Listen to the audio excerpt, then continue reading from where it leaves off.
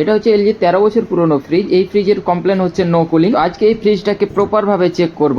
তো প্রথমে চেক করে নেব এর চেম্বার লিক হয়ে গেছে কিনা। এর কুলিং চেম্বার একদম ওকে, এর মধ্যে কোনো প্রবলেম নেই। এবার চেক করে নেব ভোল্টেজ। নর্মালি ভোল্টেজ হবে 220। ভোল্টেজ এখানে ঠিকই আছে, ভোল্টেজের কোনো সমস্যা নাই। এবার চেক করব রিলে ওএলপি। তার জন্য আমাকে খুলতে হবে ওয়াটার ট্রে। ওয়াটার ট্রে খোলা হয়ে গেছে। এবার খুলতে হবে, এখানে রিলে আছে এবং ওএলপি আছে, এটাকে খুলে নেব।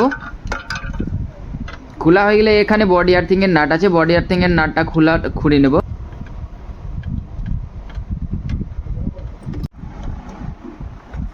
আমাদের রিলে ওএলপি চেক করার জন্য রেডি। তার জন্য আমাদেরকে মিটার সেট করে নিতে হবে কন্টিনিউটি মুডে।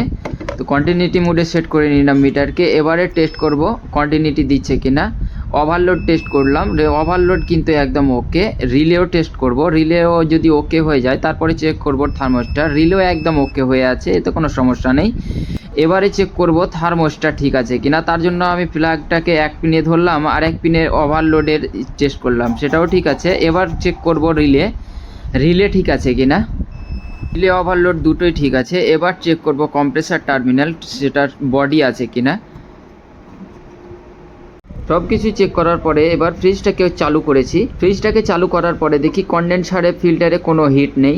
ফ্রিজের কনডেনসারে যদি হিট না আসে তাহলে বুঝে নিতে হবে ফ্রিজের মধ্যে কোনো গ্যাস নেই। তো এই ফ্রিজের মধ্যে গ্যাস এসে গেছে, এর গ্যাস আছে 134 নম্বর গ্যাস। এই গ্যাস চার্জ করব আগামী কালকে।